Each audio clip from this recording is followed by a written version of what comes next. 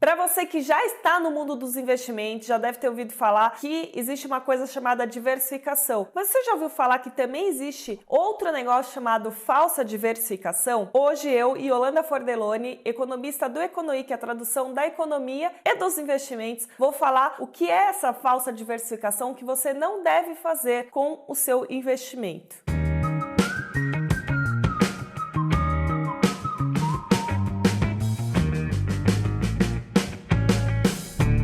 Vou começar esse vídeo com duas perguntas para você. Você saberia dizer se ter ativos diferentes na carteira significa diversificação? Outra pergunta, se você tivesse que diversificar hoje a sua carteira, você saberia por onde começar? Quantidade de ativos, nesse caso, não é qualidade de diversificação e hoje eu vou falar sobre essas pegadinhas.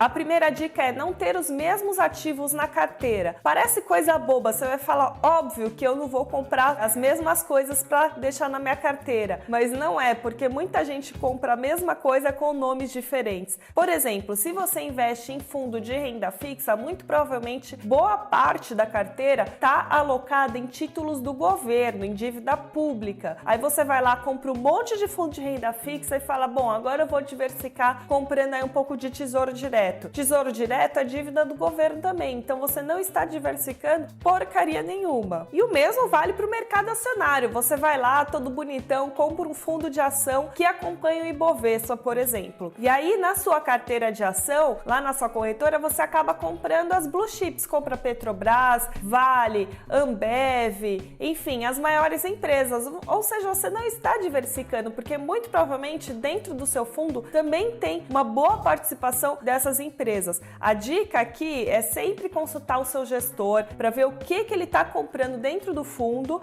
e se você for para o mercado direto comprar CDB, título público, ação, faça de uma maneira que compre coisas diferentes do que você já tem lá dentro do seu fundo. Qual que é o intuito de você diversificar? É você correr diferentes riscos, porque em algum momento o mercado pode cair e aí você acaba tendo diferentes comportamentos dentro da sua carteira, né? Vai ter investimento que vai acompanhar o mercado, vai cair bastante, vai ter investimento que vai cair pouco, ou mesmo vai se beneficiar do que estiver acontecendo aí no mundo, enfim, eventualmente pode até subir. Então é você ter diferentes riscos, diferentes comportamentos dentro da sua carteira. Agora, o que acontece se você compra ativos de risco similar?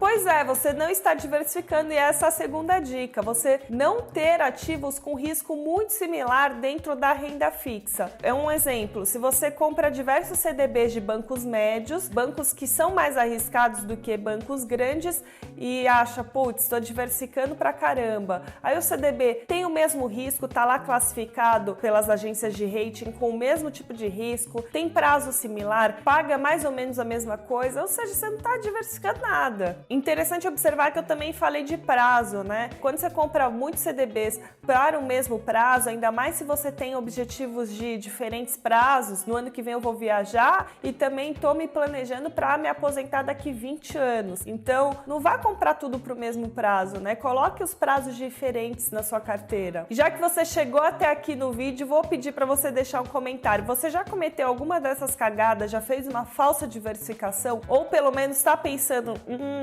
eu acho que eu faço isso na minha carteira. Quais são as suas dicas para diversificar a sua carteira? Deixa aqui no comentário lá no YouTube.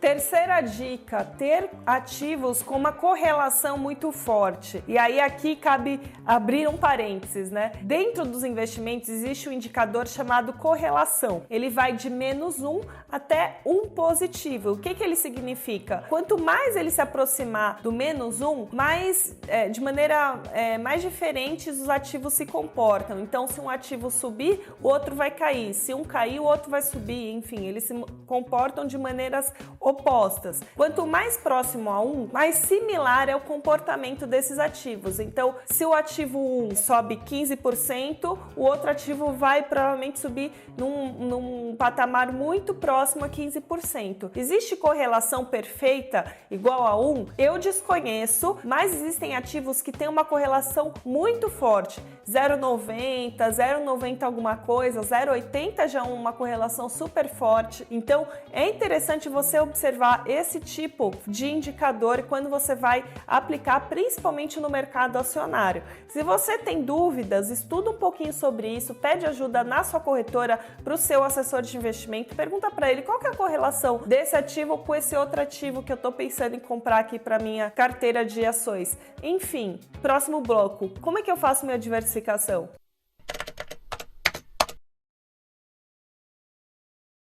Além de obedecer prazos diferentes, na questão da renda fixa, eu também olho bastante o risco. Quando você vai comprar um CDB ou uma LCI, a agência de rating, né, Standard Poor's, Moody's e por aí vai, deixa uma classificação. A positivo, B menos, né, C menos, enfim.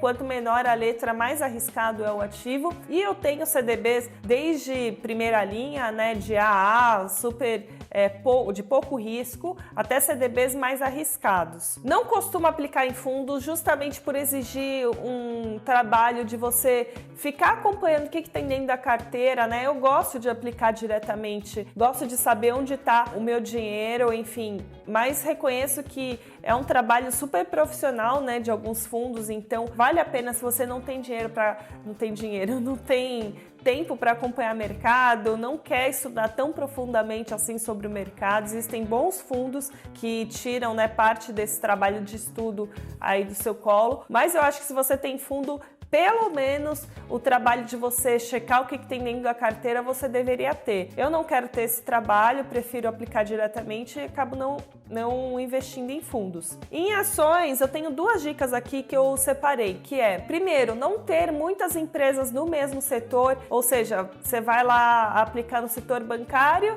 e tem Itaú e Bradesco, né? Que porra de diversificação é essa, né? Não é diversificação. Eu costumo ter no máximo duas empresas do mesmo setor e ainda assim, luto bastante, tá? Eu prefiro ter uma, mas assim, se o setor tá indo muito bem, eu ainda pego duas. E também costumo olhar a questão da quantidade total da carteira. Não costumo deixar minha carteira com mais de 8 ativos, 8 ações, porque eu acho que acima disso, para pessoa física pequena, que é o meu caso, fica muito difícil você acompanhar fundamento, dia a dia ali das ações, acompanhar o noticiário. Eu prefiro manter uma carteira aí de 8 ações, nunca tive acho que mais que isso, mas até 10 eu acho que é um número razoável. Mais que isso, começa a aplicar em fundo, que aí acho que não vale a pena mesmo. Mas e você? O que você faz para diversificar sua carteira? Você tem alguma dica extra que eu não comentei aqui? Porque são muitas dicas, né? Tem muita estratégia aí de diversificação. Eu separei